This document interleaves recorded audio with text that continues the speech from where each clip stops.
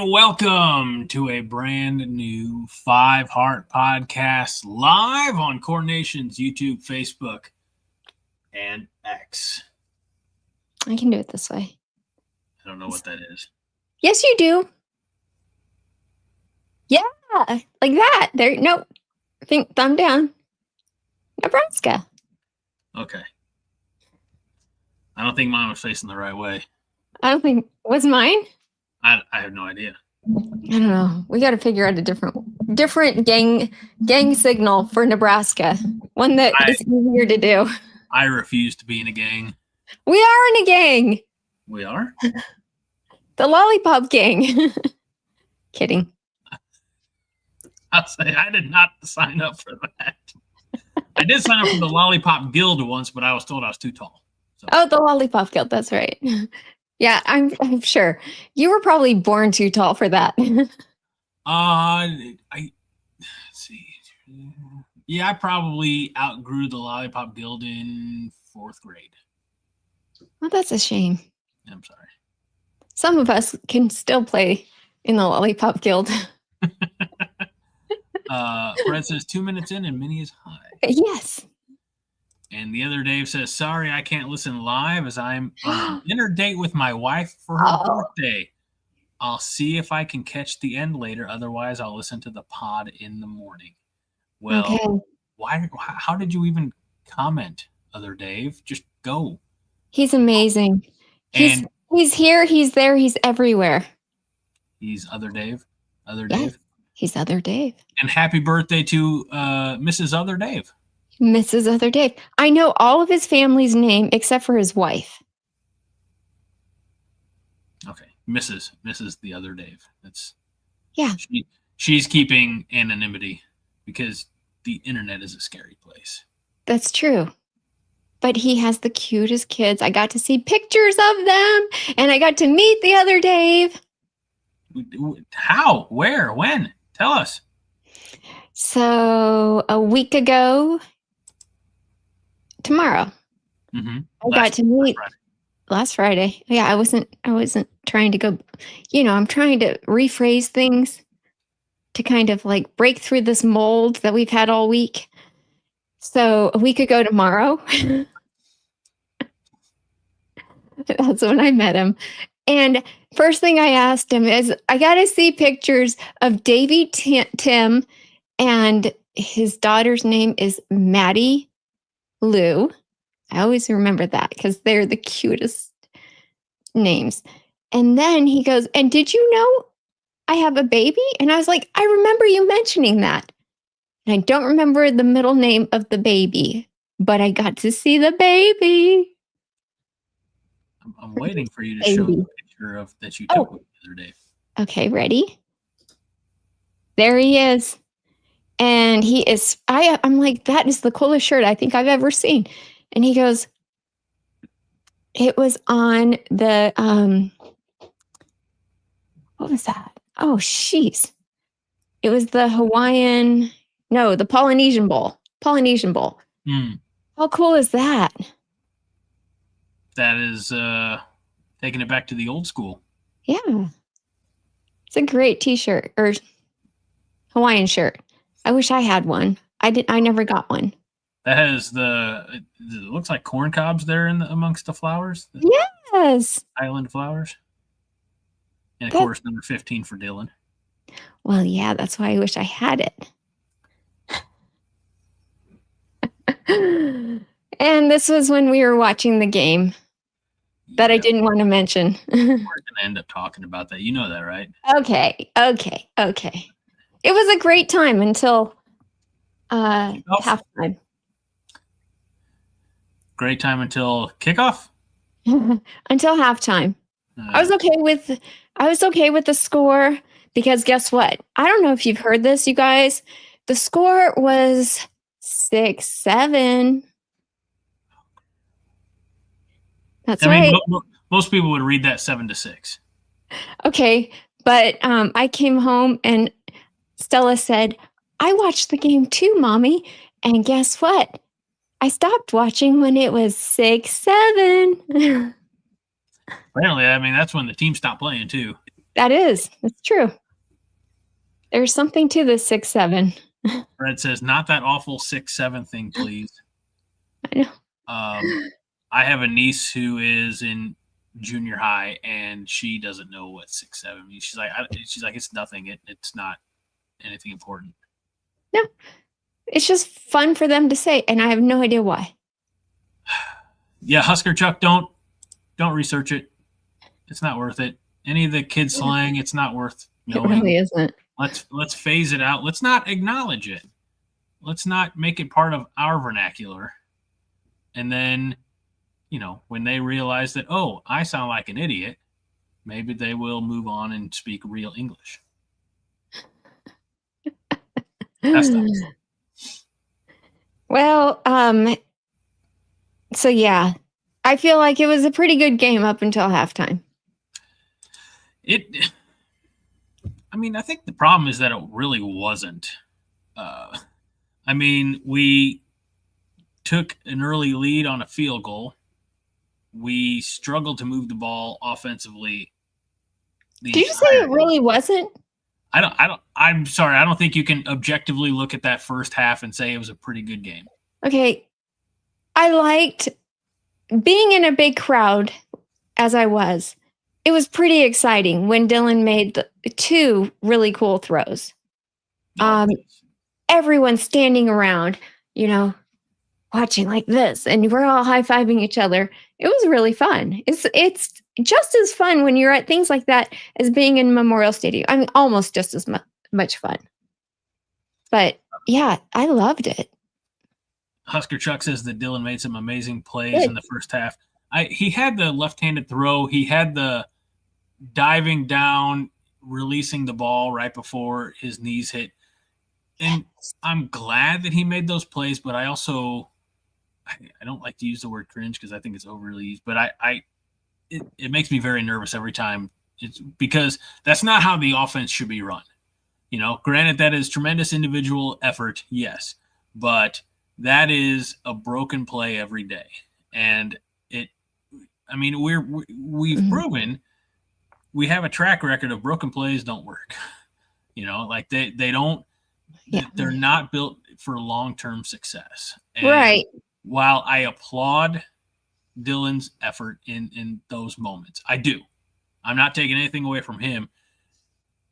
Systematically, something has gone so wrong that we have to rely on that.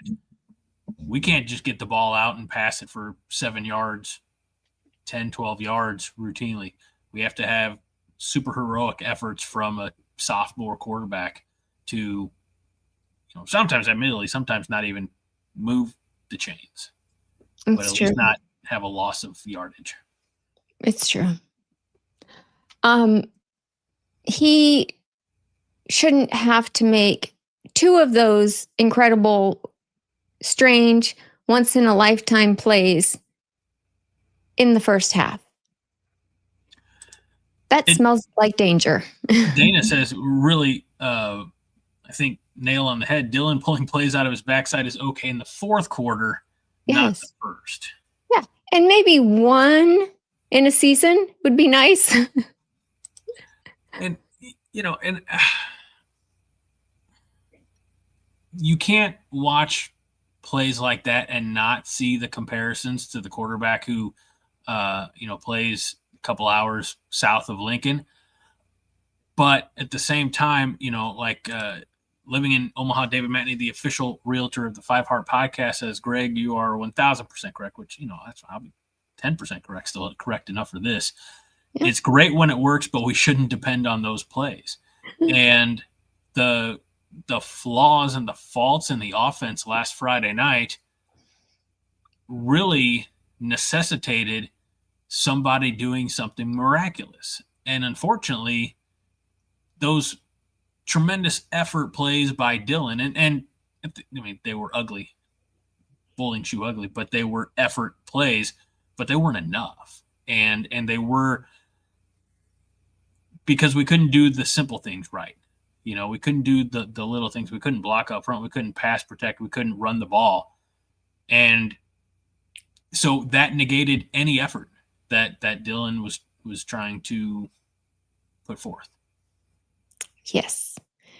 It became very vanilla as that word was used this week in describing our defense, but it also it describes our offense. What we were doing, it was pretty predictable. I am not intoxicated yet. And I'm not wearing a chef's hat. Just wait. But you guys, Greg, are you drinking anything? I'm drinking water. Okay, I actually chose a nice vintage White Claw tonight. Vintage? Yes. What year? It was a 2003 White Claw Chablis. 2025. Black cherry. As Aaron Keene says, the claw is the law. Yep. So I would appreciate it if you started making a tune for me. What's Minnie drinking today? Can you do that? You want me to do that right now? I don't have a graphic for you. You don't need a graphic. You're like the one-hit wonder. Let's see. I heard that. What's Minnie drinking tonight? Is it something she can mix with Sprite? Whoa. It's not. I love that. Thank you. You're welcome. You nailed it. Beatbox it. You're gonna freestyle.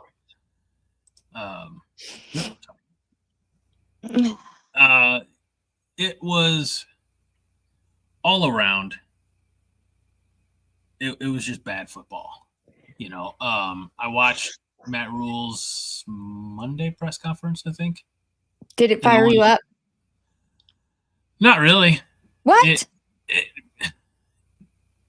I'll credit Matt Rule. He said the buck stops with me. You know, he said I didn't get the coaches prepared, and therefore they didn't get the players prepared. He didn't throw any player under the bus, which I've never seen him do. He acknowledged the fact that this is the first time in my 2.5 years here that we've never scored a touchdown. And he's like, yeah, I'm pissed off. We're all pissed off. You can be pissed off. Cool. But what are you going to do to fix the problem? And okay. Timeout, Greg. Okay. Sorry. I'm going to call timeout. Okay. Hold your thought, please. I'm sorry to interrupt. Fine. But I must interrupt for this. How would you like him to come out? Huh?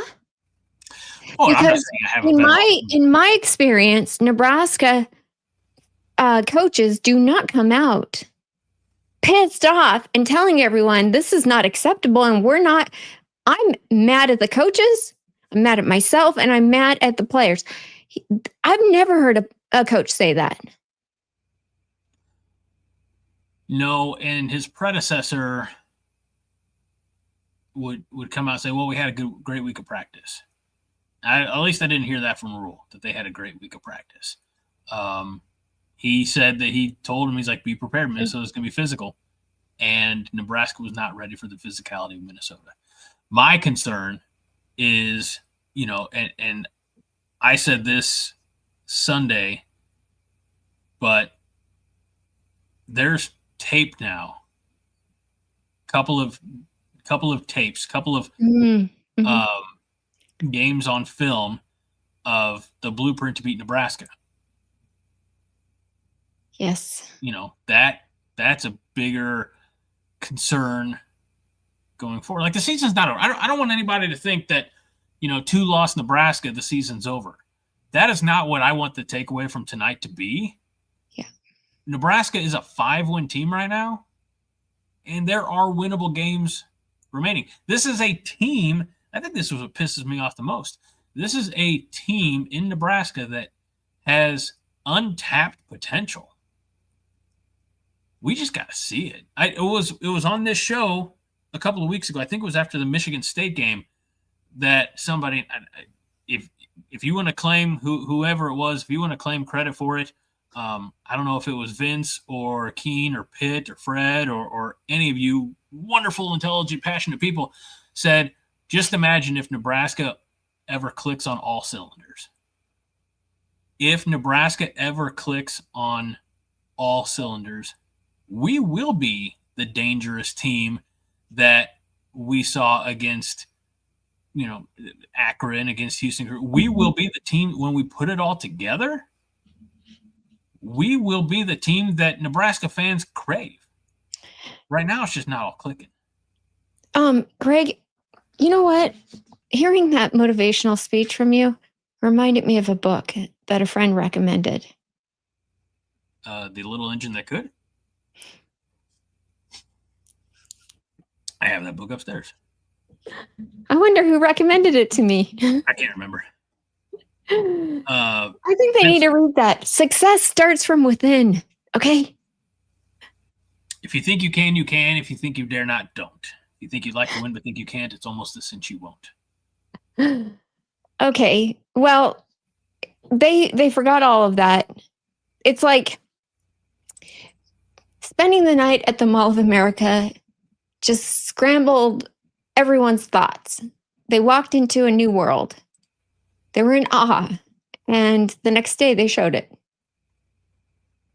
Did they go to the Mall of America, or is that That's speculation? where they had to stay because the game originally was planned for Saturday.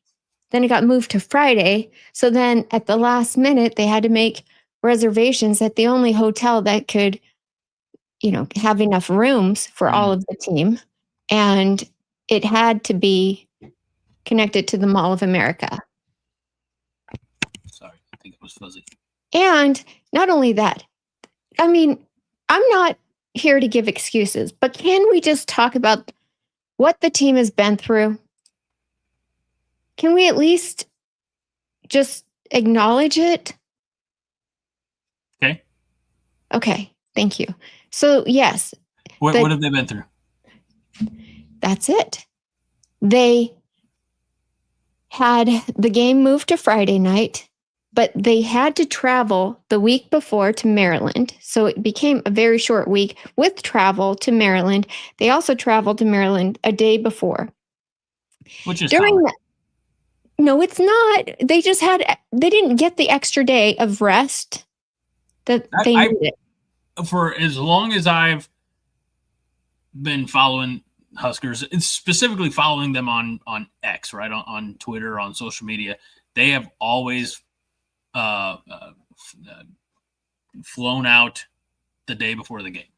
No. Unless it was like Ireland or something like that. That's not what I meant. I meant because we played on Friday. Okay. They didn't get that extra day of rest, and they had to travel the week before. Okay. So they traveled 2 weeks in a row. They also had that, let's just call it drama surrounding the program about the firing of the head coach at Penn State and what that might mean to the program, which is dumb because it takes away focus from the next game. And maybe it didn't infiltrate the players, but I'm telling you right now, it's not good to put things like that out in the universe. Keep them to yourself. Living in Omaha, David Matney, the official realtor of the Five Heart Podcast, says, like it or not, the Penn State talk was a distraction. I think it bled into the psyche of the team. That 100% falls on Matt Rule. It 100% falls on you, David Matney, for talking about it. Well, it falls on us. But we're not the ones who... It does. We're not the ones who could shut it down in an instant, Kurt Signetti, when there were, he parlayed that into a massive pay increase and a contract extension. Matt Rule's guy, agent could have done the same thing. I think what's equally disturbing, and I don't know if you follow, I'm sure you do follow. $80 million. Oh my gosh. $80 million for Kurt Signetti. Hey, they're number 2 in the country. That's the highest they have ever been. So get that man paid, I suppose. But go ahead, Greg. I was going to say what's equally concerning is I'm sure you follow Will Compton on X. Have you seen the graphics that he's been sharing of like Billy Napier was an example. It's like top 5 places, to hire Billy Napier, and Nebraska was number 2. Will Compton's like, what the fuck? It's like our coach is still here, but I think there's this national perception or belief that Matt Rule is going to leave. And that needs to be, that needs to be shut down. It was the dumbest thing I've ever heard. And I'll tell you why. Base guy wants to know, how's it dumb? I'll tell you how. Because number one, first thing that I said was,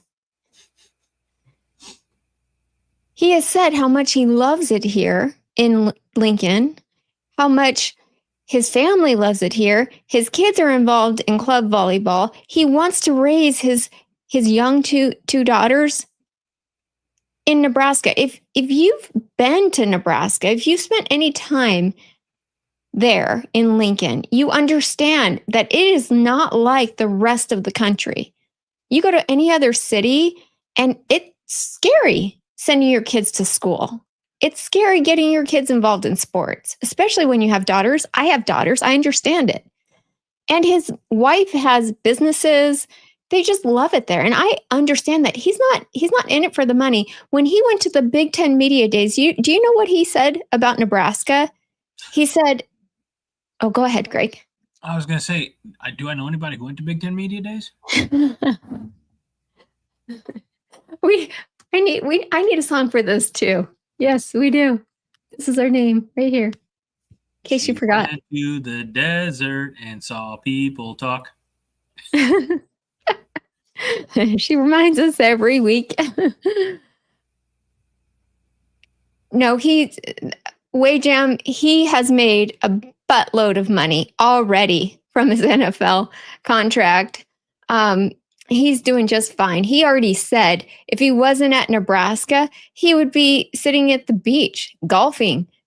Like, it's a no-brainer. He's like, I would be enjoying my life. Being at Nebraska, being the head coach at Nebraska is not easy. He called it a fixer-upper. And what happens when you buy a house that's a fixer-upper? You just start investing in it. Time, you invest blood, sweat, and tears, right? He wants to see this to greatness again. The problem with the fixer-upper, more often than not, it becomes a money pit. Yeah, but you do it for the love. You do. Aaron Keene said a few moments ago, I don't buy the distraction excuse anymore than any of the others. They got cocky and didn't take it seriously. I do think that after playing, and even though Michigan got beaten, they're not ranked anymore, but coming back and beating Michigan State, coming back and beating Maryland on the road, I do think that this team felt like they were going to roll over Minnesota. And this team's not going to roll over anybody. You know, I mentioned a few moments ago, like when this team is playing at their peak, when all things are rolling, they will be they're not gonna treat anybody the way they treated Akron. You know, they're not in the Big Ten. So Aaron, I think it's very fair to say that they didn't take it seriously. You know, and that's too is a tough pill to swallow, because that is not that is equal parts, I think, player and coaching. You know, and fans. We can't affect what happens between the sidelines. Guys, we kind of. I mean, outside of the false starts that we saw in the first few games, you know, like we can't. We're not. All right.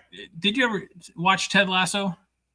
You know I did, Greg. Season 2, when Roy Kent is just about to walk off the stage of you know, being an analyst, a football analyst, and start making down to Nelson Road, he's like, we can't be there in the locker room. We can't inspire them to be better men. We can't do that as fans because we're on the outside looking in. It's only the young men in the locker room and the coaches around them who can honestly affect what happens on the field and what happens between the ears. This is 100% true. What you just said, I agree with 100%. I'm saying as fans, we're echoing what we see all week. And what we were led to see are score predictions.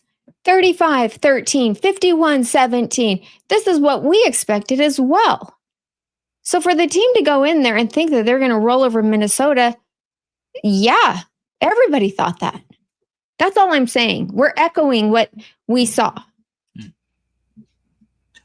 Well, hopefully now this team knows that they need to take everybody seriously. Because the moment they stop taking an opponent seriously, we're going to have a replicate of what happened last Friday night. And I hate to say it, it could happen as soon as Saturday. If we don't take Northwestern seriously, Northwestern's not a bad team. In fact, we have a couple comments here, if you'll indulge me. There we are. Christopher Foote says Northwestern isn't terrible. He says they're not outstanding, but they are far from being terrible. I mean, it's a team that they beat Penn State. Now, granted, Penn State was in a downward spiral, but they played Oregon close for a while. Northwestern's not the kick-around team that they were, with the last couple of years. There's no cakewalks on this schedule the rest of the way. If the team isn't going to take the opposition seriously, why should we take the team seriously?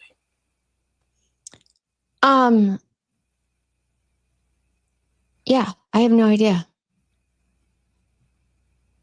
But I am here to say we're fans, and that's our job. Sorry, I got distracted. All good. Okay. So, Greg? Yes. I feel like we've beat this drum to death. I don't know. I don't know if I have it in me anymore. I regret ever dressing up as PJ Fleck. I don't think I'll ever do that again in my life. Maybe it's my fault. Oh, but you were the one who actually said, I remember something. You were the one who said that you were not going to be able to watch the game on Friday night because you had something more important to do. And you also had to leave early for the Michigan game because you had something more important. And those are two losses that we had, and you aren't at either. In my defense, there have been more games than those that I've gotten a late start to or had to pause and chase children. Was it Michigan State or Maryland? Got through most of the game pretty well. Garrett was even upstairs saying that he's like, no, Dad, I want to watch the game. I want to watch the game with you, because then he knew that after the game we were going to play Minecraft together, so he was all in for that. And then Matthew, the youngest, decided, speaking of Pitts, there was a Tuesday accident and a mess that required immediate attention. So, which kid was this? Matthew. Oh, the cute one. I mean, they're all cute. Yeah, but I think that one has extra cuteness. He got extra personality. He does. Let's see. Pitt says, I think there was definitely some poopy mojo going around the facilities last week, some distractions, some early travel. So they shit the bed. Case solved. Done. Vince says, shaming Greg for just having a life now. Yes. Well, have a life around Nebraska football. I mean, or incorporate your life with Nebraska football. Those are your two options. I mean, the show started today. I don't know what you want me to do. Okay, it's okay. Fred says it's Greg's fault. He was, and that's not quite. It's just, and Mr. Matney says it was Greg's fault. I feel better now. So, look, yeah. I will take this one. All right, it is my fault. It is no longer the fault and or responsibility of the 53 players on the travel roster and the 83 coaches that they have, because there are no coaching limits anymore. It's all They have you have it reversed. The numbers. That's okay.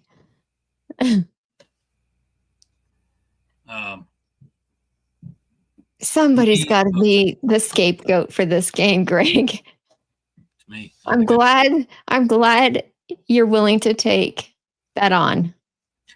I like Fred. Fred's comment says Poopy Mojo sounds like a band Greg would go see. That Pitt says the Dastardly Deuce Deception. Hey, I'm a fan of Triple D. It's fine.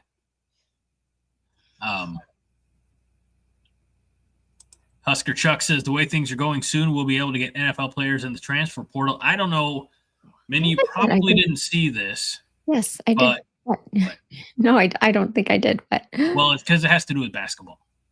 Oh, the WNBA something or other? No, it has to do with actual basketball, not WNBA. Okay. Continue. Louisville, University of Louisville, allegedly signed a player who's been in the NBA Development League for years. G League, Husker Chuck says. So. Okay. So now that's what Husker Chuck is saying, because pretty soon you'll be able to get NFL players in the transfer portal. Guys who claimed on waivers or, guys who are just, recently cut players from the NFL. So, can I ask you a question? You can. What do you think about the possibility, the likelihood of going 5 years in Nebraska or like in college football, like having 5 years of eligibility? I'm not a fan, but I'm also old and set in my ways. And I think, because of the COVID year, some players are milking that a little too much. Just you want a redshirt a year, great. 4 years of playing. And it's tough too when you start thinking about medical hardships and things like that. And like there are some guys who, if you've had 3 knee surgeries in 3 years, maybe you probably just need to hang up the pads. I don't know if football is your go learn pickleball or bocce ball or something. I'm gonna save that for later. Okay, so they get 2 years in JUCO that don't count. Okay. Yep. They get this is not set yet. It's not approved. Then they'll get 5 years. 5 years in college football. Then they get a redshirt year. So a kid who's, let's say they graduate because you want to keep them in school longer so that they get, all the growing out of them. They could graduate when they're 19, possibly even 20, high school. You could have a 28-year-old kid playing college football. 28-year-old kid? Yeah. Yep. Did you not see the math? No, sorry, I didn't see that. I did see, speaking of Stephen Fromm says the volleyball players can stay. Most of these football players need to move along. I did see something. It was not from the university, but it was something along the lines of, can the volleyball team please teach the offensive line how to block? That was because they've lost one set since September. Or they haven't lost the set since September or something. Yep, so. September 16th. That's how amazing our girls are. And they get 0 talk here on the 5 Heart podcast. Fred, I know what Steiner math is now because you guys have referred to this so much that I had to Google this. And I get him. I totally get him. He makes sense to me. So that does not surprise me at all. Hey, his numbers add up. Yeah, but he takes a very creative way to get there. Let's see. I'm going to keep that one for later. Let's see. Living in Omaha, David Matney, the official realtor of the 5 Heart Podcast, says, when do we get to blame the offensive line coach? Minnie?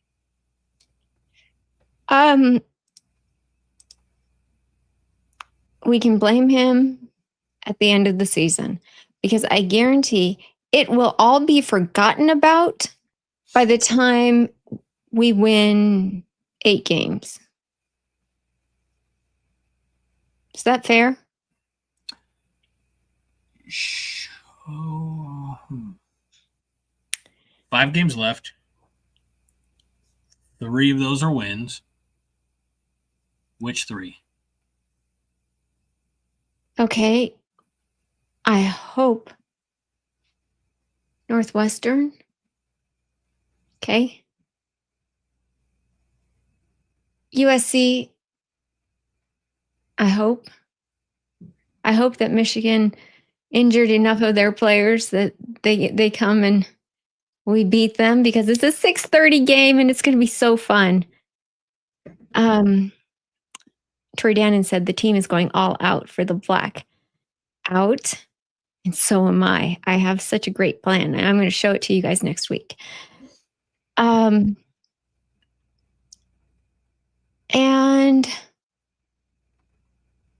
hopefully UCLA. So we just get it out of the way and stop complaining. The next 3. We win the next 3, but lose the last 2? I didn't say that. I said by the time we get to 8 wins, I got it.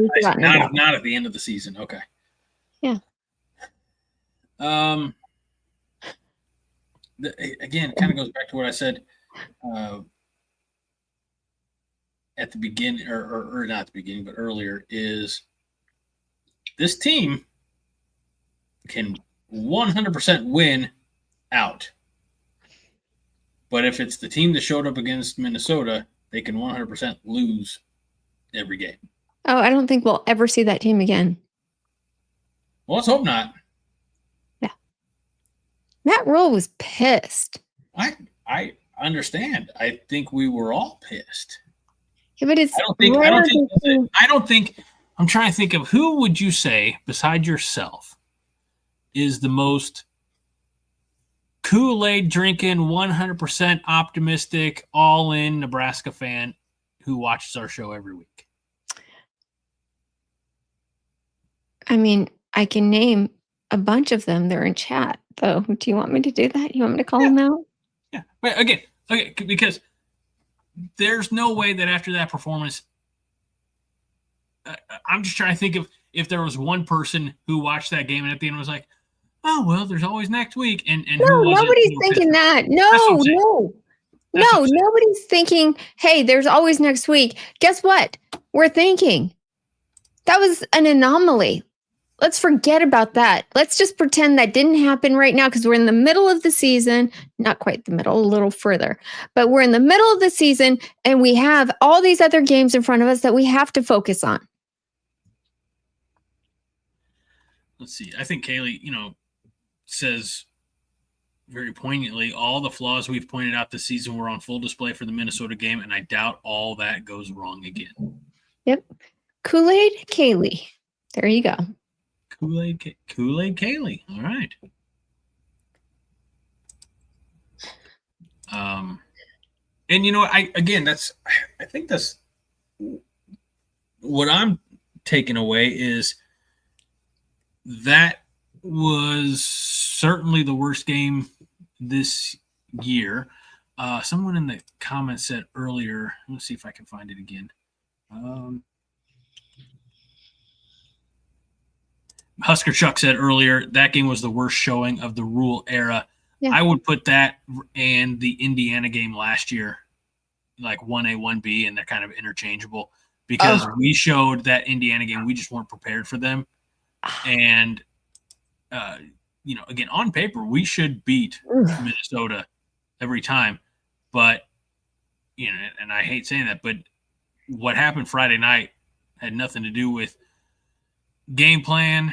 It had to do with head and heart. We couldn't find it. Minnesota wanted it way more. Yeah. End of discussion. Flush it, move on. And don't ever bring up the Indiana game again in my presence, please. Sorry, I didn't know that. It still hurts. Hey, look, okay. Everybody, the show is 100% better looking now. Greg, is this your costume for Halloween? Is this what you're wearing for the blackout? I mean, it'd be pretty easy.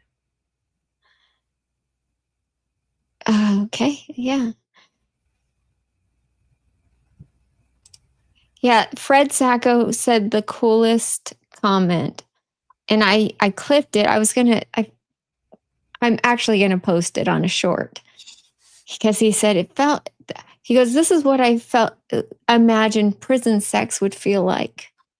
You just close your eyes and go to a happy place. It was perfect. It was perfect. We all understood what he meant. Thank you, Stephen. So that is a cool look, Greg. I agree. Living in Omaha, David Matney, the official realtor of the Five Heart Podcast, asks, has anyone looked at next year's schedule? I have. It sucks. I remember when our opponents were announced this year, like, ooh, this is our chance. We can really show our immense steps forward. And there's still time. We have over a month. We have 5 football games left. I'm doing the opposite of what Nebraska did at halftime last week. I'm not pressing the panic button. Now it's fun to sit up here and be like, that was embarrassing. We shit the bed. We looked unprepared. We looked unmotivated. But again, I still believe that the whole purpose of this whole week, it was this way with you and Fred on Monday night. It was like this on Sunday night, here tonight. Hope. Like, we keep showing up here every week because we hope for better. We keep watching the games every week because we hope for better. If you're not going to be hopeful, if you're not going to watch the game and hope that Nebraska is going to have it all figured out and fix the mistakes and, I don't know, not dive on defensive tackles after they're already on the ground, Elijah Pritchett, if you're not going to hope, then go kick rocks, because that's not – I mean, I guess everybody can watch the game their own way, but what fun would that be to just sit there and be thinking the whole time, we suck. This is we're going to lose this game going in. That's not how I'm going to approach any game ever. That's why for years in our preseason predictions, I picked Nebraska as undefeated, because I'm never going to not pick Nebraska. Spoiler alert, in perpetuity. All right? I'm never not picking Nebraska. Even if we don't have a very good coach? Why would I? I'm just asking. I would rather pick Nebraska to, and look, there's no money on the line. I'm not out anything except my soul. I feel like I would rather pick Nebraska and be wrong than pick against Nebraska. Very, very bold, Greg. I like that take. Way I Am Star says, inconvenient truth. PJ Fleck is a good coach on paper. Every year. Yeah, I'll say this. I still don't like the guy as a coach, as a I don't want to say as a human. I don't know him as a human, but as a coach, I don't like the guy. So I can't root for him.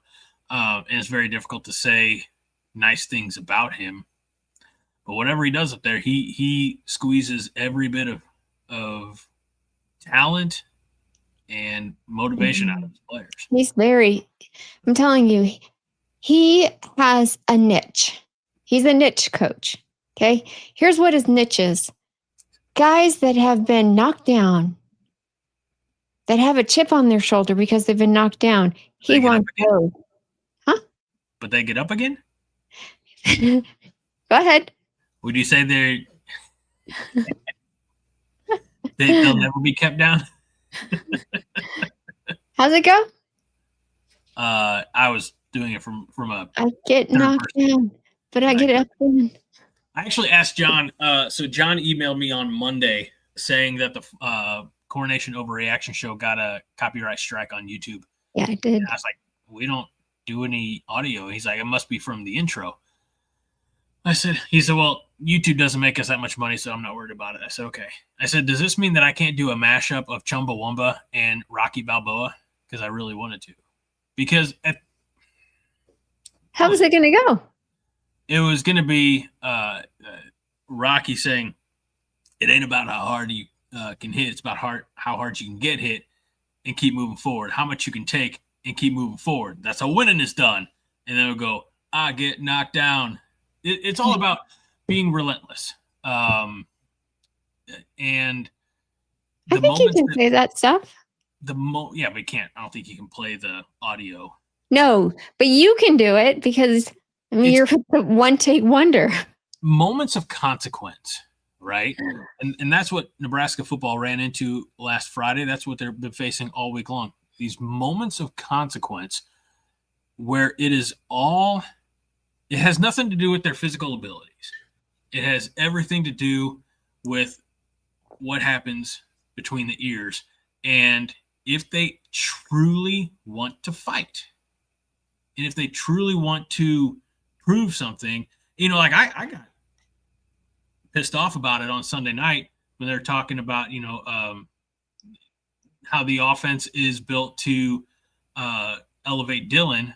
And I said, that's not the type of offense that I want. And Dylan's a great player, but if the team's sole goal is to get Dylan drafted in the first round, that's not a worthwhile goal for me. The team's goal should be to win. Mm-hmm. And if Dylan is struggling, or if anybody is struggling and they can't seem to, I can't believe I'm going to say this out loud. Everybody's going to hate me. But if they have the yips, it's not going to hurt anybody to put someone else in that position. And, at least for... What did you just say about Dylan Raiola? The yips? The yips? I'm not talking about him. I'm talking about anybody. Greg, there you went and did it. That's not the case. He's carried this freaking offense on his back. His offensive line has given in. And yes, we can blame them for this. But we had one taken out. We had a second one, the most dominant on our offensive line, the most NFL-like, with a broken freaking finger. Mm-hmm. And it leads me to wonder, okay, how come we're not wrapping everyone's fingers and hands? Is it because they have to be that, able to grip? You're asking the wrong guy. I think we gotta do everything we can to keep them in the game. Right. I was going to say same thing. We should, every safety precaution. If we are taping ankles, and especially with the linemen, they all pretty mandatorily have braces on both knees. Yeah. For stability. Yes. What else can we do on a preventative measure to make sure the guys aren't, and I don't know exactly what happened with Rocco. I don't know the injury that broke his finger. It was bad enough that he was taken to the hospital, I understand, and came back and had surgery on it the next day. And he may play already. I'm not questioning anybody's toughness. I just, at some point, Nebraska has to stop beating Nebraska. Because more often than not, when you look at the close games, when you look at the losses this year, it hasn't been that the other team was doing something otherworldly. It was that Nebraska got in Nebraska's way. Mm-hmm. His injury they said his finger, he wanted to go back in. He said, just tape it up. And I think it was his thumb. I'm not quite sure about that. Hopefully we'll get more information. But it's better probably that we don't, so that people don't target whatever finger that is. They said it was sticking out of his hand. He wanted them to just tape it up so he could go back in, and they couldn't tape it in. Now that is hard. Yeah. Again, I'm not questioning. And here's the thing, I'm not even questioning effort. I saw execution was off. I've started here, so let me find it real quick. Nebraska Strong Go Big Red says that drop by Hunter on the bomb play in the fourth quarter killed us, and hashtag no more drops. I think it's, I don't know if it's a symptom of the offensive line being Swiss cheese, that they're, I don't want to negate Drake Lindsay to a walk-on quarterback, but their quarterback, who's maybe 3-star, outplayed our 5-star quarterback, our quote-unquote generational talent. Well, maybe the plays designed for him are really what did it. He put a fade pass right where it needed to be for a touchdown. And Dylan overthrew Dane Key. One, bounced off Isaiah Hunter. There were a couple opportunities. I think both of them were to Dane that were just off target.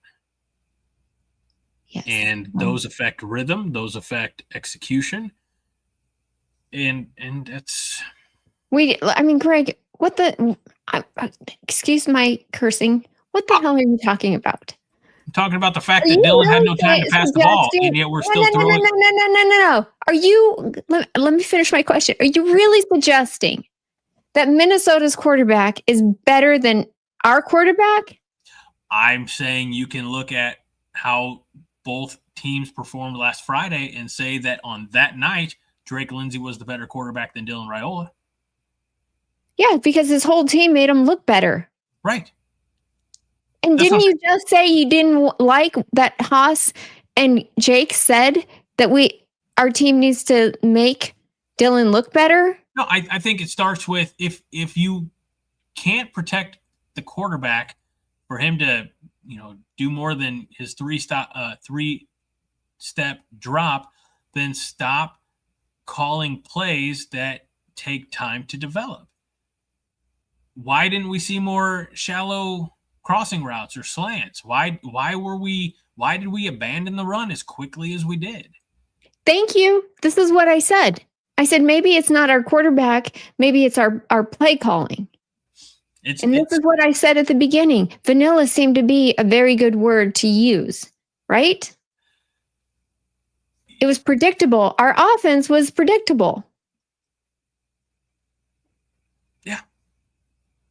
And but again, we also ruined a homecoming for a especially young kid, who really just wanted to show out, and Emmett Johnson couldn't do anything because they stopped calling his number. They started the second half thinking and this is my opinion. I wasn't there. I wasn't in the locker room, but they looked at that 7-6 score at halftime and said, we have to change our game plan. We have to start airing the ball out. Mm-hmm. We didn't have to hit the panic button. We didn't have to get out of the game plan. We just needed to execute the vision. I don't know. Maybe they tried. Maybe that was the vision. I don't know. But I don't think that Minnesota was that much better than Maryland, and Emmett Johnson ran all over Maryland. Did it practically by himself, right? Because he has to, because our offensive line is trash. Yeah. And we stopped trusting him, and we started, how can we get the ball downfield quicker? How can we, just everything. And it was very frustrating. It was. And clearly we are still frustrated over it. Clearly. But by now, we have, Greg, what, 36 hours-ish before game time. Ish. That's a good word. Way to put it. Wait, you do the math. What time? 11 o'clock kickoff? 11, yes. 38. Okay. No, shit, 37. I don't math. Okay. 37. You heard it here, ladies and gentlemen. Can we flush it now? Y'all are going to be real excited for what I'm about to tell you. What? My middle, Robert, has a birthday party to go to on Saturday afternoon. So from 2 to 4 or 12 to 2 or 1 to, I don't know. Sometimes it's a 2-hour chunk somewhere in the middle of the day. You better take your phone and you better be watching as you're there. I will. Well, I know I can't. Well, last time I was in this building, there was no service. Greg. Double fun. Okay. You know what? Go fund me. We will get you internet service. Whatever we need to do. A hotspot. Can I get you a hotspot? It says it's all my fault again. It's like I'm going to cost us again. So we'll see. I'll do my best. Okay. Thank you. I'll have to double check what time the party is too. Well, can we talk about Northwestern, or is it just something that we're going to be okay, let's white knuckling it going into this game? Let's talk about it. Dana Williams wants to know, is Saturday's game a must win? Question mark, question mark, question mark, question mark, question mark. Yes, yes, yes, yes, yes, yes, yes. I think yes. I think, I think you have to. We have good teams the rest of the way, We're at a point now. I mean, the middle of the Big Ten is as meddled and muddy as it's ever been. 5-2s across the board, I feel like. So we have to start separating ourselves from the pack in a good way by rising up the rankings and not slipping down. So, yes, I would say Saturday's game is must win. Yeah. So are we going into this white knuckling it, or are we feeling confident we're going to rip some heads off? You asking me? Well, you and Chad, I want to know what people really think. You think that after Monday's press conference, we're all coming out and just basically God, I could see the smoke, in those cartoons where the head is, the scalp detaches from the head and there's smoke coming out. That's what he looked like to me. Yeah, and Husker Chuck says if we lose to Northwestern, the season could unravel. I think we have to be confident without being cocky. We have to respect Northwestern for their accomplishments this season, but also we have to be ready to. Correct me if I'm wrong. Is this the homecoming game? Yes. We have to be ready to celebrate, defend the home turf, and we should be ready to enter November already bowl eligible. I know it's every week is its own thing. It's this week in a vacuum. Everything that happened in Minnesota is gone, and it's I think there's that word again. I think that they'll be ready. I bet it's been a physical week of practice because we can't suffer another loss like we had last week. So yeah, here's what I want. Mm-hmm. I want for us to come out and be RDV. Do you remember what that stands for? Beat our. No, RDV. Yes. What? Resting. No. All right, RDV. Relentless, disciplined, and violent.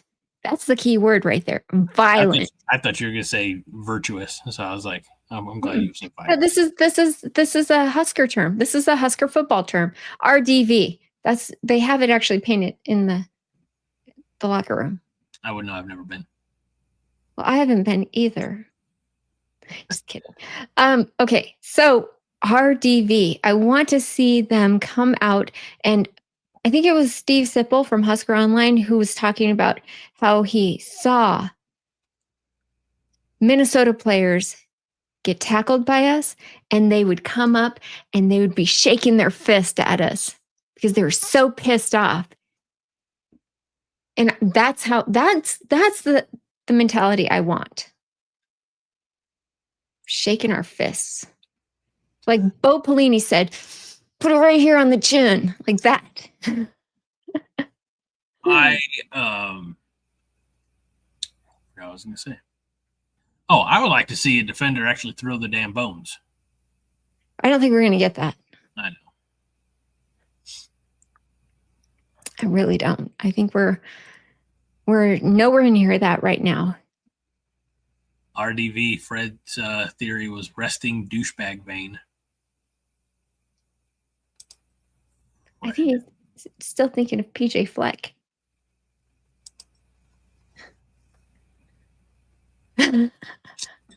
RVD.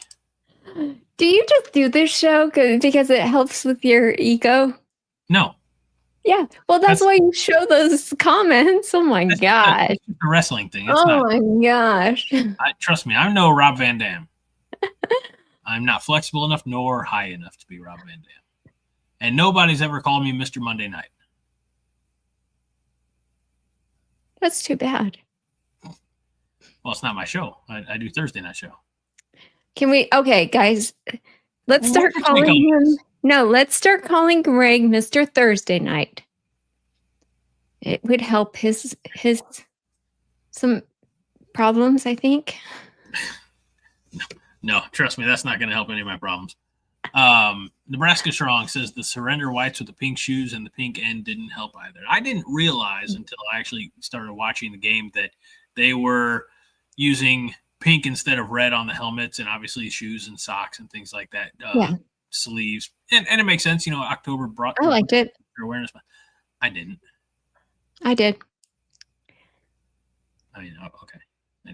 I'm not.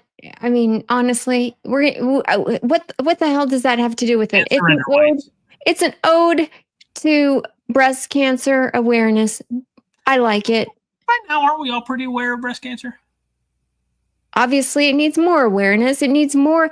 The thing about cancer is that you should have like symbols of it because it's affected almost everybody.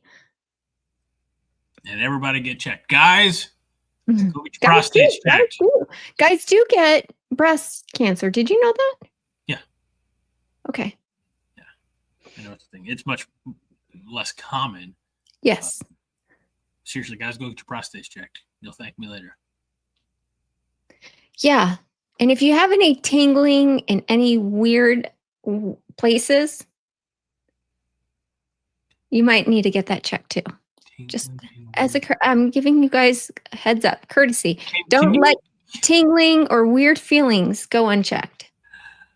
Can you describe this thing? I have no idea. I'm just trying to help. We're talking about cancer. I mean, geez, that's all. Aaron King says, be aware of breast cancer. All other cancers, meh. No, that's not true.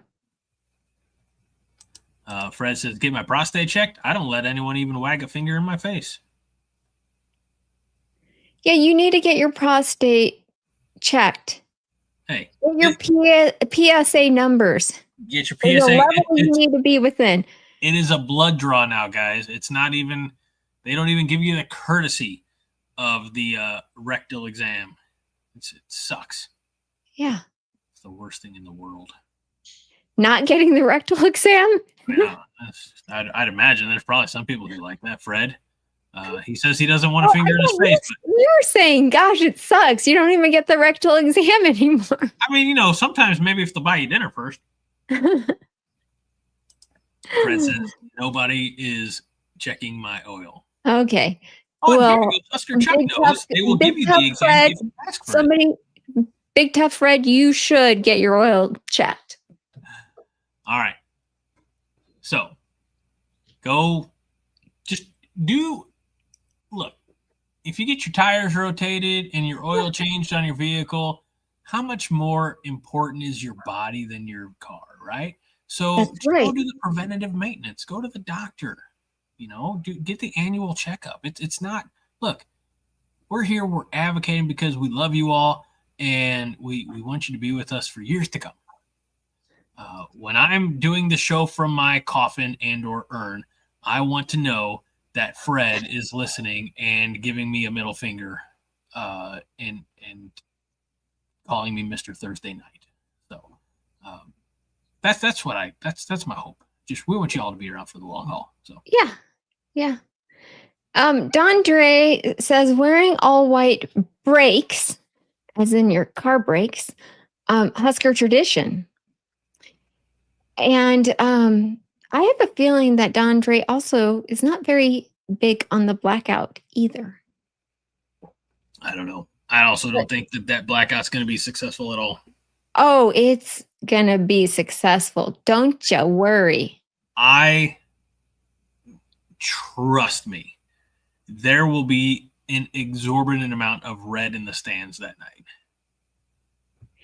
Like, because all the old. Trust me, I will go and spray paint people. Get over here. Hold them down, you and your posse, you and your crew, spray painting some poor 75-year-old from Brainerd. That's right. I mean, here's the problem with red when you play USC. When you pan out and you're looking at the stadium, you can't tell if it's red or maroon. We want it to be all black.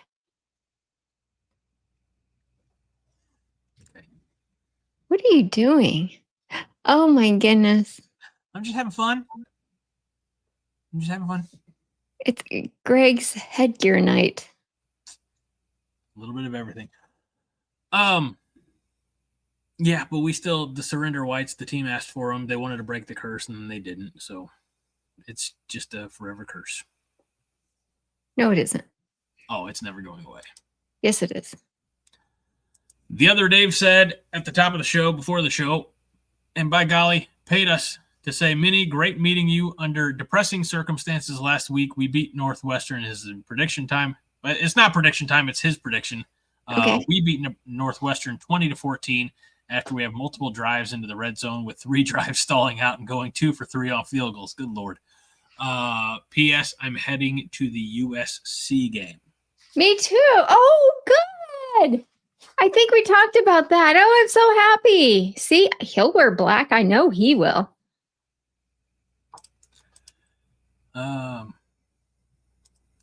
Kaylee says the man doesn't choose the headwear chooses the man.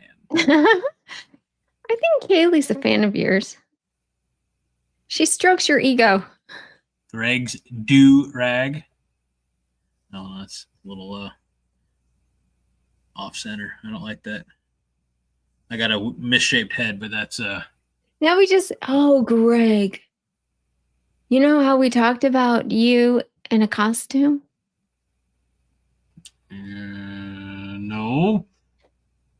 I have a good idea now. Remind me later. Okay. Really scared.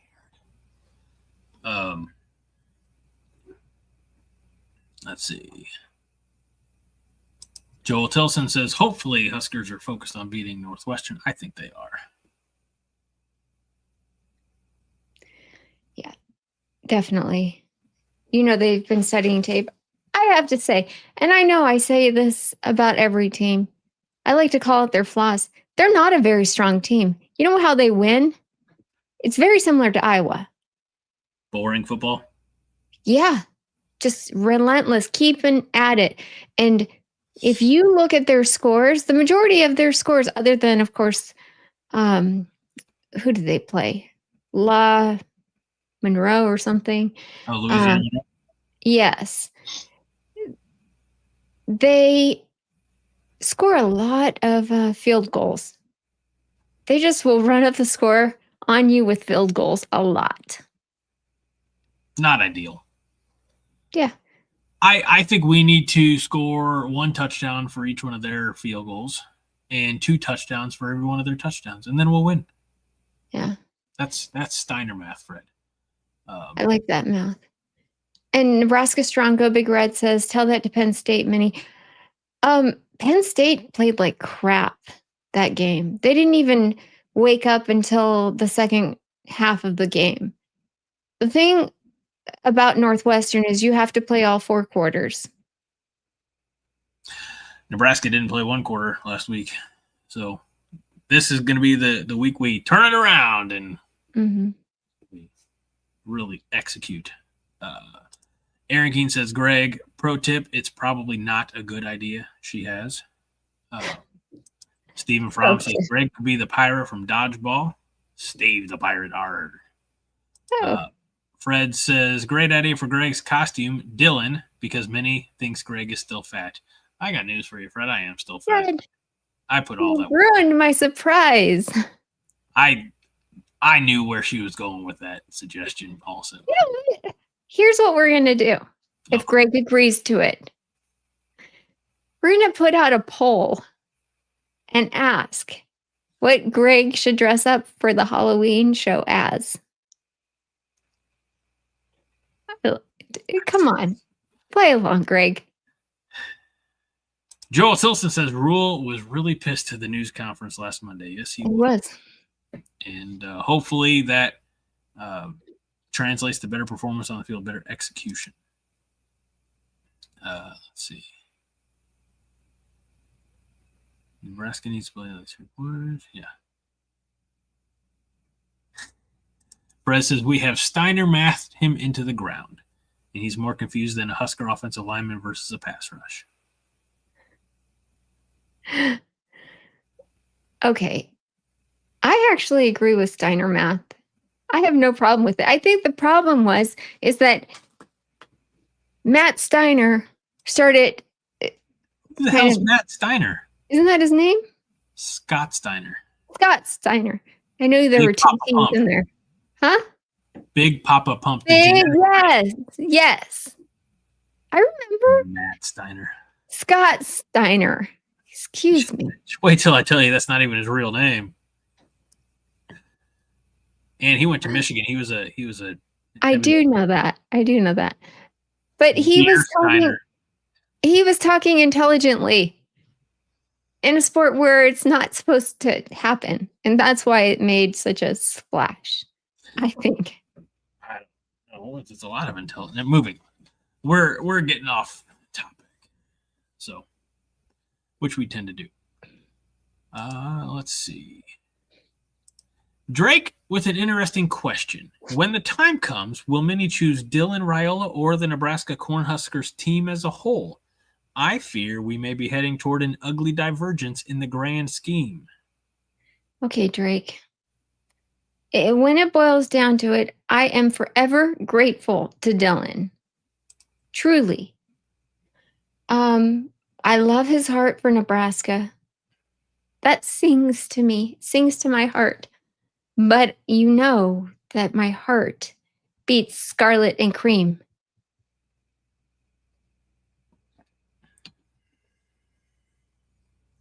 Did I answer the question? Not yet. You just need to come out and say it. I did. There's a lot of flowery language. Just Dylan or the Huskers. There's not. It's one and the same right now.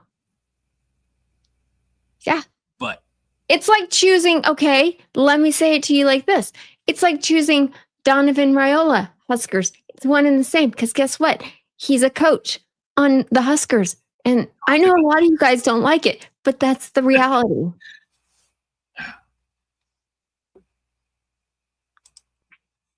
Kaylee said there are flecks of different colors in there. I think it's, when Dylan enters the transfer portal after this year, Are you going to follow Dylan? Or are you going to stay true? That's what they want to know. That's the real. I mean, I think everyone didn't we follow Adrian Martinez? Don't we still root for his success? Oh, yes, we do. Not why? Not in college. Because he got chased out of Nebraska. Yeah, Dylan's not getting chased out. He's being I feel like he is. If he's not successful this season, I feel like we've let him down. Again, we can't affect anything. If he's spending time looking at X or watching videos, then that's time he could be preparing. I mean, Nebraska as a whole. Oh, well, I guess I'm in Illinois, so I guess I'm safe from that. No, you're wearing a Husker and a Nebraska thing. I think you're with us. Yeah, I am. Proudly. Let's see here. Living in Omaha, David Matney, the official realtor of the 5 Hour Podcast, says a great team with great execution makes broken plays unnecessary. Let's have great execution on the fundamentals. This is when we were talking about some of those tremendous effort plays that Dylan had last week that ultimately meant very little in the grand scheme of things. Yeah. Fred says that Rule was honest in his Monday presser, but it didn't inspire him. He says that Matt looked shocked and angry and a little confused. That's because can I say why? Yes. Because you guys eat that angry garbage like this. Oh, hot Cheetos. Yes, give me some. Oh, Sour Patch Kids. Yes, I want some of those too.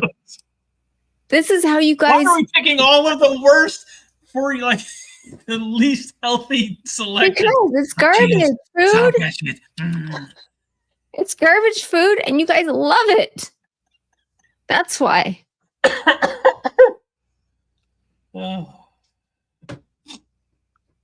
I mean, I do like Sour Patch Kids. I know. Let's see. We all remember Adrian Martinez. And as soon as he left Kansas State, he was a human being again. No.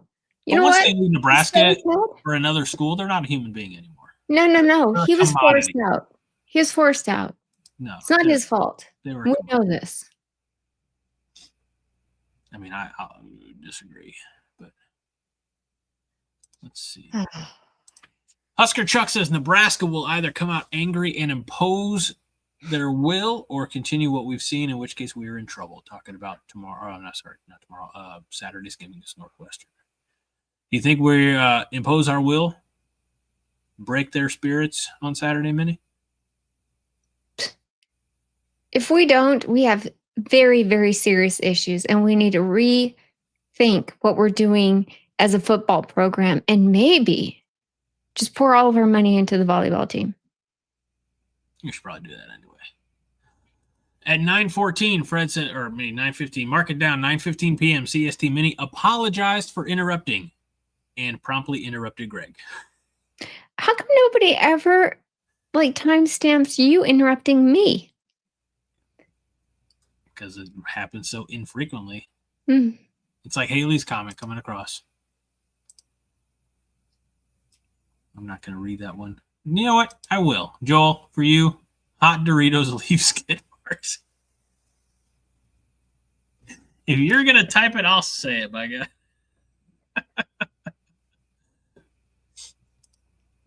You're welcome, Joel. I'm sure you wanted that one out there.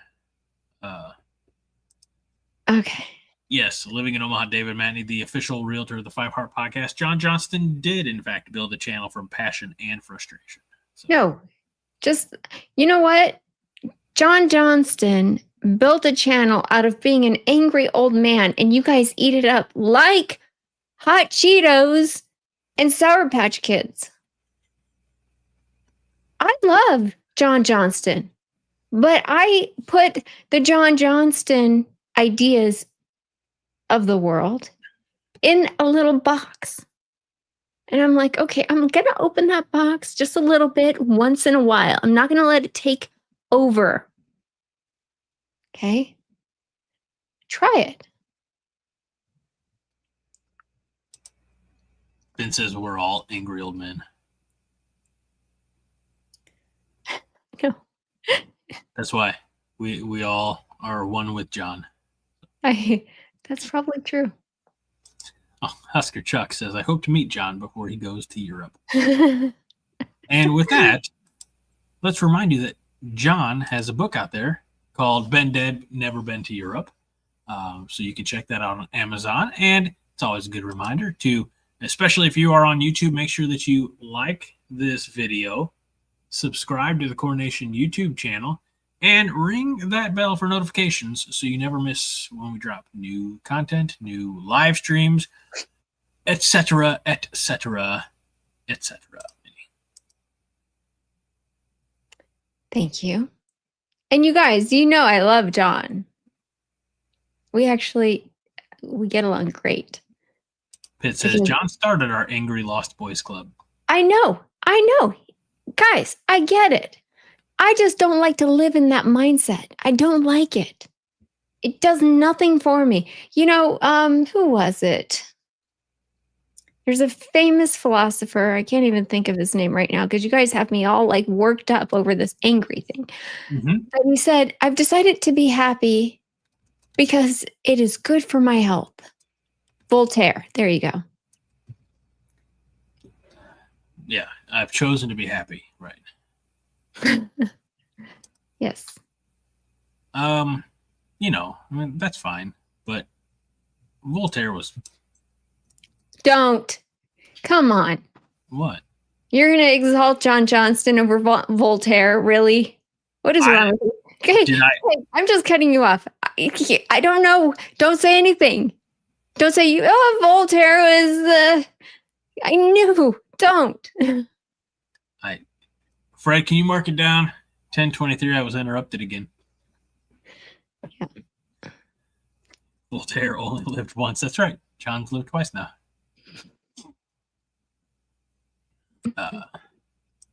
Yep. All right. Let's see. Going back, I guess we want to. We did miss Vincent Shavers badly last week. Yeah. I noticed he had a big cast on his hand. I know Cam Linhart did as well. Now Rocco. These guys are. Again, we're losing good guys to injuries. We're losing other guys to dumb penalties. But I guess the good news is Elijah Pritchett had enough decency to get ejected for targeting in the first half, so that he should be able to play. I think from the beginning on Saturday. I think that's all. I can't remember the damn rules. So, Husker Chuck says, "Let's not remain a 5-win team for a month like last season." Oh gosh, that's a gut punch. I mean, I feel like you guys. You know what? Can we just? Here's how I feel about your beautiful comments tonight. I feel like I've gone to a bad Chinese food restaurant, and each one of these, I'm just like opening up the fortune cookie and reading these bad fortunes and eating the fortune cookie because it's the only decent thing that I've had. Christopher Foote says, Minnie citing philosophers while being intoxicated is its own kind of funny. Guys, this is my very first, and it's still like, oh my gosh, I'm not intoxicated. Gary Pierce says, I would have played TJ along with Dylan. I would have had something ready. Yep. Okay. Again, a different look is not bad. I said that weeks ago. I got in trouble. I'm not allowed to say such things anymore. Yeah. A different look? Really? For you guys that don't like any change? I mean, change is good when it puts points on the board. Okay. Minstradamus. Let's see. Nebraska Strong Go Big Red says we just need the Zebras to give us the 50-50 calls, or at least 50% of the 50-50 calls statistically, right? Yeah, I'm still confused about Elijah Pritchett's call. Well, I mean, he had pancake blocked the defender, and then he dove leading with his helmet at the defender, at a defenseless player. I agree. It's the first time I've ever seen targeting against an offensive lineman also, but you have certain moments, you have certain plays that if you do what he did, you don't deserve to be out there anyway, because that was just dumb. That was dumb. That wasn't even football. That was just dumb. It was. Of course, Rostowski would say that Iowa had a lineman do the exact. I mean, I'm sure it happens most of the time, but is it leading with the helmet, which is kind of what he did? So that's so ticky-tacky. Like, I just feel like they have to examine that and re-examine it. And what is this rule? If there's not enough evidence to overturn the rule, if you call it in one, you got to call it in the other. Yeah. Done. All right. Don Dre said a while back, the Penn State firing threw him, meaning Matt Rule, off. Northwestern game win. The Northwestern game win will put them back on track. So Don Dre's viewing positivity this weekend. Nice. Trojan Fight says beat Northwestern, set up a ranked matchup in 2 weeks. Oh, yes. That's what. Well, I don't know. Is USC going to be ranked? Because they have a bye week and they fell out of the rankings. I would like them to be ranked when we play them. Let's worry about us first. Yep. Okay. I mean, that's all realistic, all we can do. Let's see. Christopher Foote says Minnie would make a good mascot for Nebraska. You could dress up as a corn husk. Do you want to know why I highlighted that? Why?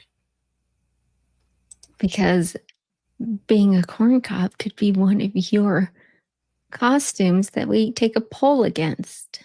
I mean, I'll be very honest with this community. I was in Target yesterday. I needed to get some stuff for Garrett's class Halloween party. And so I was back in the Halloween area, and they actually had a corn cob costume. And it says one size fits most. Now, the individual wearing it on the tag is definitely not my size. But there I was, middle of Target and all, and I tried putting it on. And it looked like a big yellow and green shirt with a corn cob hood. It was not, it wasn't a good look. So I kept it there at the store. Yeah, okay.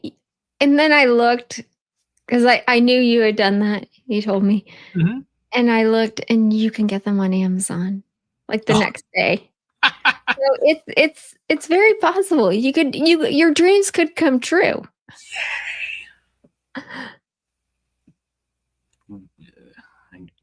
And I don't even know how we would have this survey. Ask the good We're people. going to do a poll Tonight. If it's okay with you. No, I'm going to put it on. I'm going to post it on the YouTube thing where you do posts. We've done them before. Sure we have. I don't know. Okay. All right. Well, good luck and Godspeed. Thank you. You're okay with it? That's an approval right there. Nod. I'm not being sarcastic. Let's see. I don't know what that is. Brett is back. Is back. Coronation Channel on YouTube is what Fred says. So I mean, I don't even know if we have to have a poll. We could just, I don't know.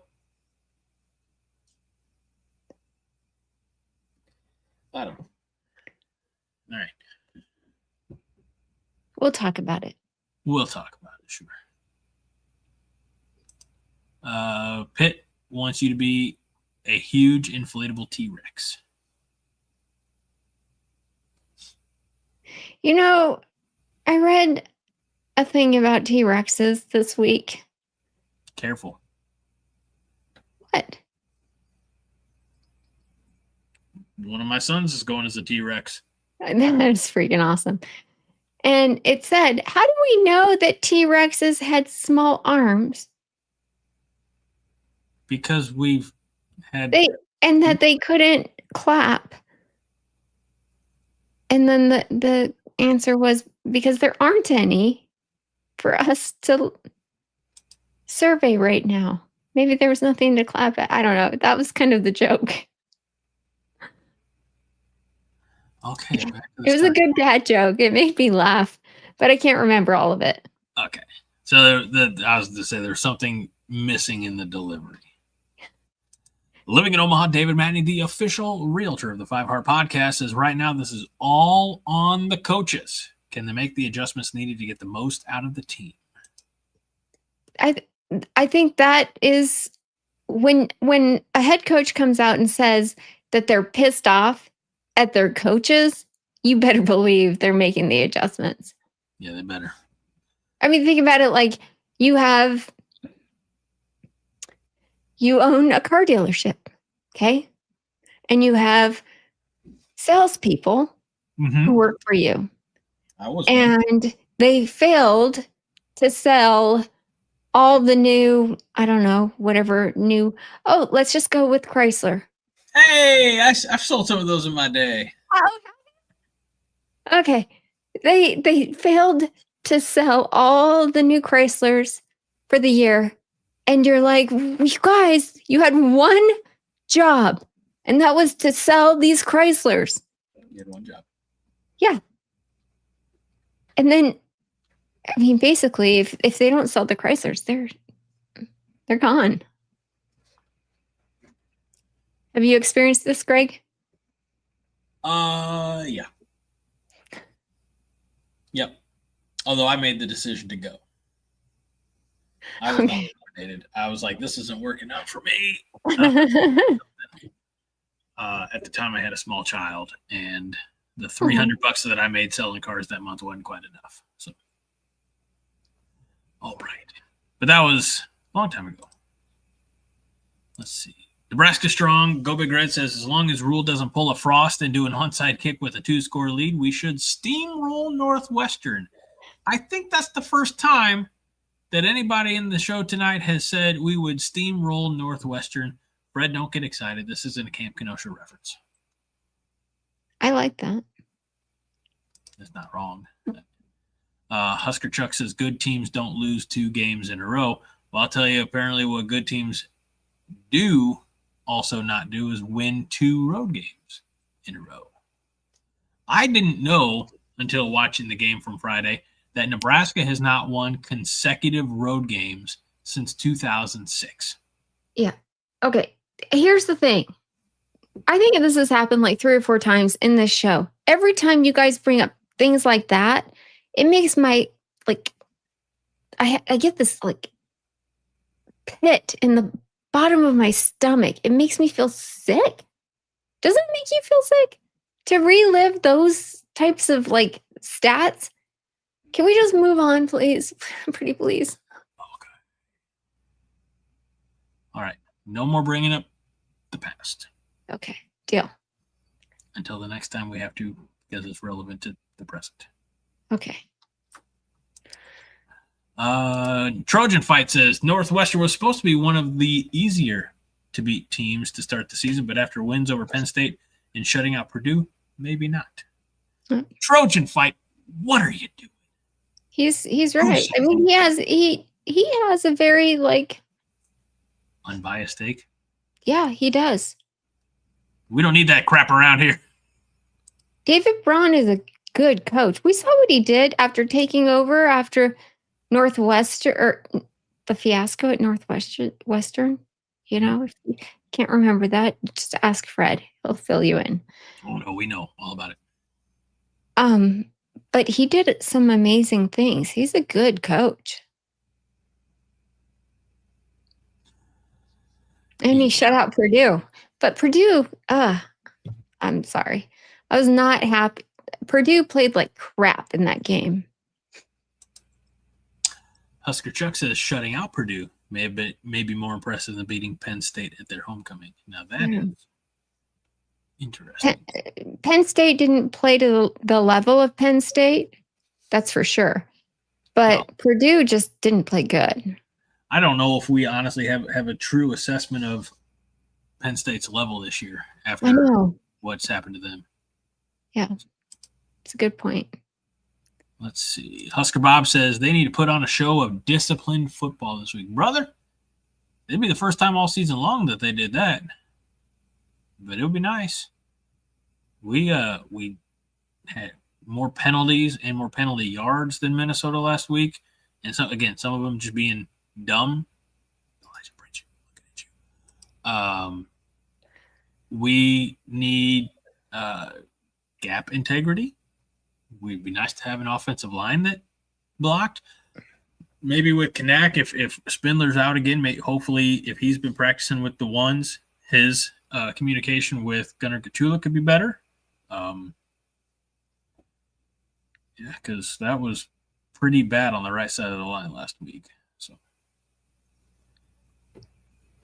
and we just need to run the damn ball. No, I'm kidding. We need to do whatever it takes to win. You know who does run the damn ball? Northwestern. Yeah. They have 3 running backs. I like our one running back. Husker Bob says, why would you choose to be a Husker fan if you tried to be happy? I think we're all sometimes asking ourselves that question, Husker Bob. I feel like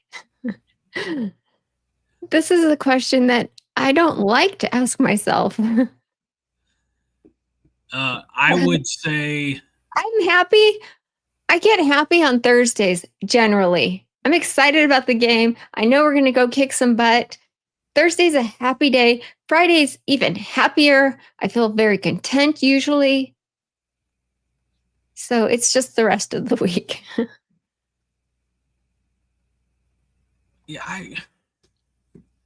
here's the thing. I look forward to game day every day.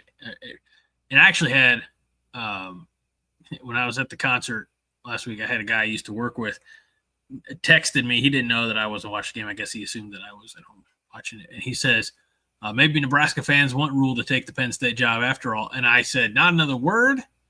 I said, I'm not home. I'm not watching the game right now.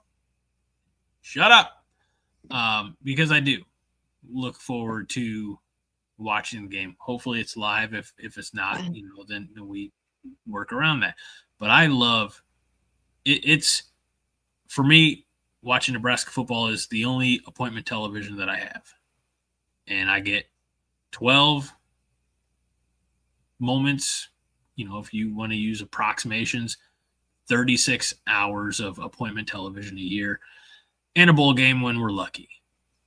And then I get to come here, visit with you all. That's not actually true, because you've missed several, and you're going to miss another. But I always watch it. Okay. It's not an appointment. Okay, you're right.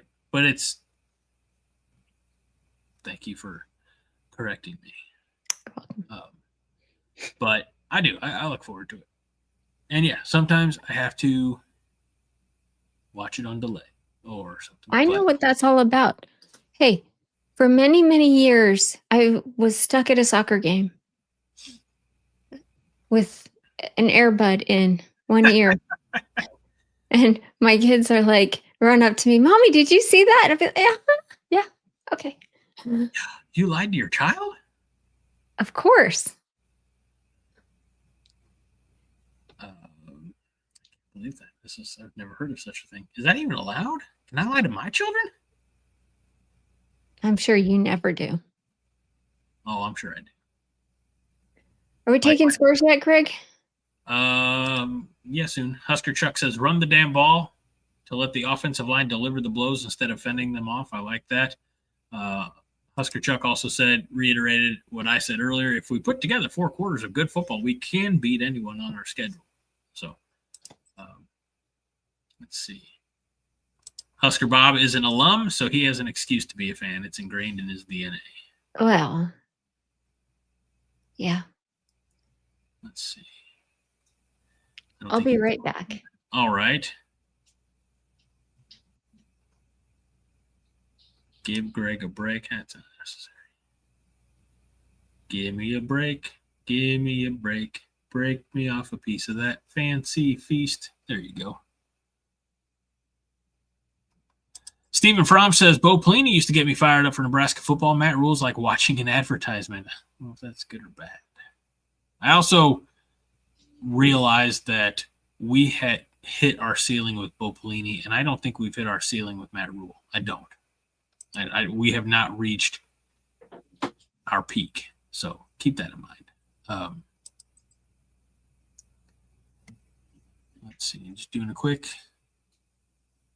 Jerry Reed from the Water Boy. All right. Let us now take predictions. Minnie. Okay. We did not. I mean, I don't think we had a whole group forget it. Forget it. Flush it. Moving on. Minnie, you didn't do your pick'em last week. Okay. I'll tell you what happened. Uh-oh. This is going to be good, folks. No, it's because I honestly couldn't choose. I honestly sat there and looked at the teams and I was like, oh, I don't know. It could go either way. And so I just decided I wasn't going to do it because I really thought it could go either way. And guess what? I was right. So I'm glad that I didn't. I got 8 out of 10 right last week. Because seriously, you went with the opposite of what should have happened. I mean, I think I just picked the favorites across the board most of the time. Let me go No, back. you didn't. No, you didn't. I didn't. Let's see. Wow, Greg, that's impressive, though. You actually put some work into it. I can tell. Well, I don't know about that. I mean, I picked LSU to beat Vanderbilt. That didn't happen. I picked Georgia Tech, picked Houston, picked TCU. So far, these are all the majority picks. Yeah, they were all supposed to be majority. I picked I picked Ole Miss instead of Georgia, and that one did me wrong. I picked James Madison over Old Dominion. That one turned out right. And this is the one that pissed me off. I picked Iowa over Penn State because I know Penn State's spiraling and Iowa's Iowa. They beat them by 1 point. I know. I picked Missouri to win. I picked BYU to win. And BYU's pretty good, I have to say. And I was way low on total points for Georgia Ole Miss. Just way low. So yeah, that was a high-scoring game. That was a high-scoring game. So anyway, it's a little too early to get your predictions in this week, but make sure that you do if you're still part of that. And we will – what are we doing? I will do it. Do what? Get my predictions in for this week. Please do. Also, I don't know where you went, but did you wash your hands? No, I didn't use the restroom. Okay. Because there are a lot of comments in here about hand washing. Thanks, guys. I didn't realize people were concerned about my hygiene. Apparently they were. Why? I don't know. Let's see. Vince Watson wants to know, Greg, was Bill O'Boyle at Shattern State when you were there? Yes. I talked to Bill lots of times when I had my Saturday morning country kitchen coaches show. Bill would come out, visit on the show for a little bit. We'd talk a little bit about Shattern State football, and then we would eat breakfast buffet food. So Bill's a good dude. It didn't work out for him at Colorado, which is fine because God bless the guy, but Colorado. He was actually offensive line coach down here in Southern Illinois, Carbondale, a couple of years ago too. So I'm glad he's gainfully employed. Thank you very much, 1970s child. Do we have all of our scores, Minnie? I don't know. I'll look.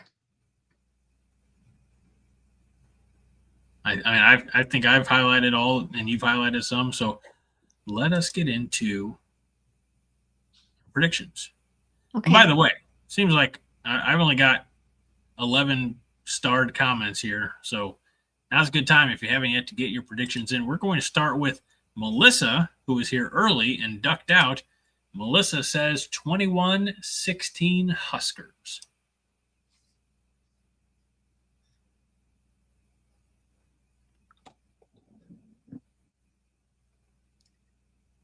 I've got it. Okay, sorry. Joe Laleka says got to run, but my prediction is 31-17 Husker W. Okay.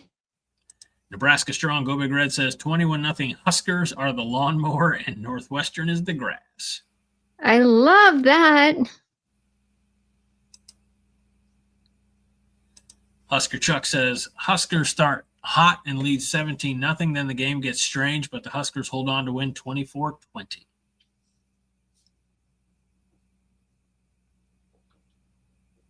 Good call. Roger Moore says NU 28 and W 24.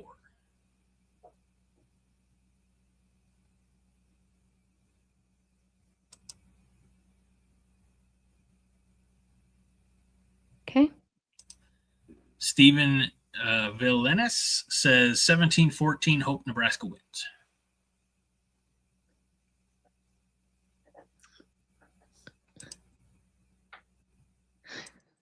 Joel Tilson says 24-7 Huskers.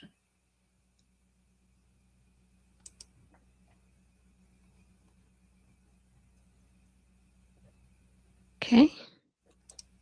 And Gary Pierce says Huskers 13, Northwestern 12. What the hell?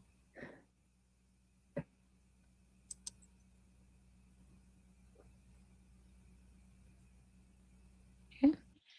Ted Hilker says 24-13 Northwestern, unfortunately. Ted. Again, that type just went to my gut right there. That type of negativity, I mean, it'll be tolerated. You felt it too? Huh? You felt it too, huh? I mean, it didn't sit right. Yeah, I know. I wasn't pleased with that. Let's see. Kaylee says 27-23 Huskers. Mm-hmm. Husker Bob says 31-19 Huskers. Good job, Husker Bob. Vince Watson says 31-24 Corn.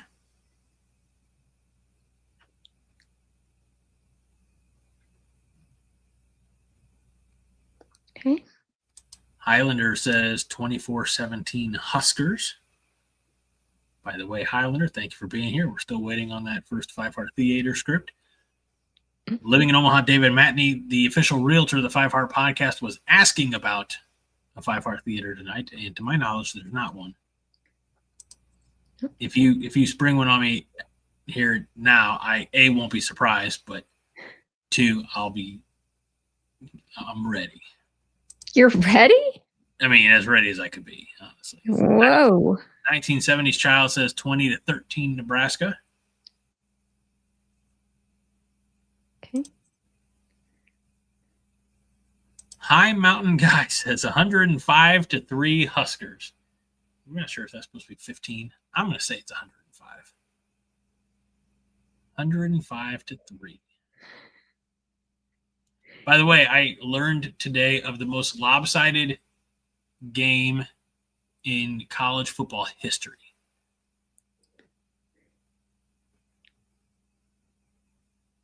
Okay. Took place over 100 years ago. 222-0. Did they do scoring differently then? No. It was against the Georgia Tech and Cumberland. And it was in 1916. And Georgia Tech's head coach was John Heisman. Maybe you've heard of him. Basically, he wanted revenge because he also coached Georgia Tech's baseball team. Here's a fun little history for you. And Georgia Tech had lost to Cumberland in baseball. So what he wanted to do, that's right, Fred, he basically said they were contracted to play football, and Cumberland had dissolved its football program. But Heisman said, well, we'll sue you if you don't play us. So they got, I think it was like one of the baseball players or player coaches and his frat brothers to play Georgia Tech. And every play that Georgia Tech ran was a touchdown. Wow. 222-0. So wow. So High Mountain Guy, your prediction reminded me of that. And I hope you're right, High Mountain Guy, because that'd be fun. Yeah, 105-3. Good job. Living in Omaha, David Matney, the official realtor of the 5 Heart Podcast, says 1713 Northwestern. Only positivity from now on. Let's go. Stephen Fromm says, yo, 21-17 Nebraska. Dylan throws one of his 50-yard touchdowns to save us.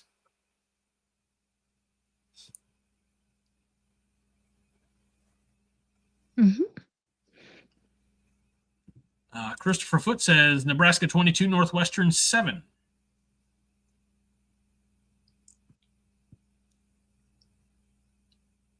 And here it is. Raji says Huskers 28, Northwestern 17, and a coupon to the car wash. Some jokes never get old.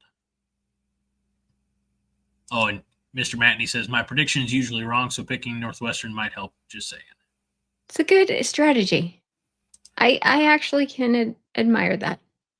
Gary Pierce talking about seeing Danny Woodhead play when Danny was in high school in Lincoln, or playing in Lincoln against the Lincoln team, and asked if he went to Grand Island. No, he went to North Platte. So let's see.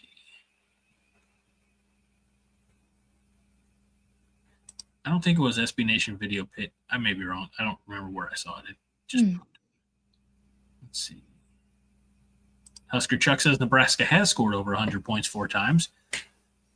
I like the fact this is the type of, fun conversation, the little fun history conversation that you'll only get here. Comment can spawn. So yes, and not wrong, Christopher Foote, 222-0. It's only one win. I'm wondering what the 1916 Georgia Tech Yellow Jackets football team did go on to have an 8-0-1 season that year, though. So while it was only one game, it was a good one. Let's see. All right.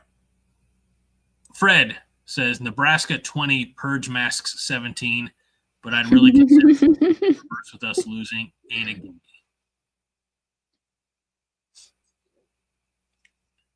Okay. And Christopher Shant says 21-20 Huskers.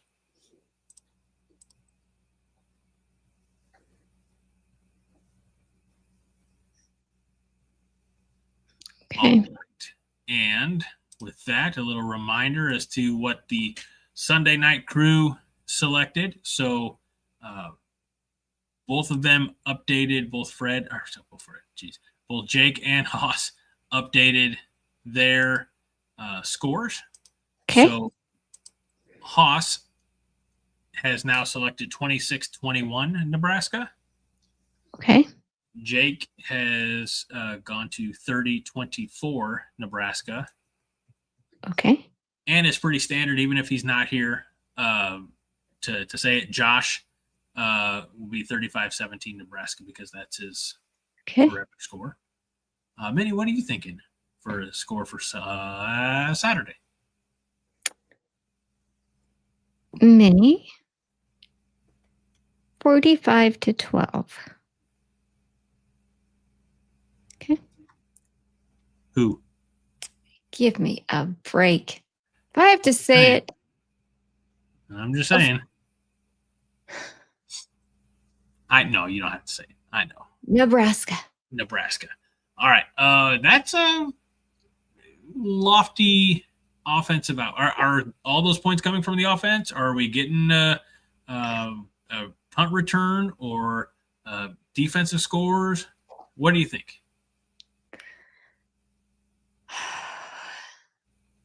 Be nice to get some defensive scores. Haven't We're seen due. that in a while. Yeah, let's do it. Brent Wolf says Northwestern 20-14. Brent, that's not how. Okay. All right. I guess it's time for me then. Yes, it is. And I'm going to say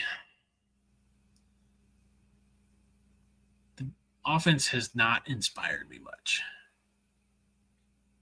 And I want them to kick out of this funk that they're in. But Northwestern's known for having a pretty stingy defense. I'm going to say 27-17 Nebraska. Okie dokie.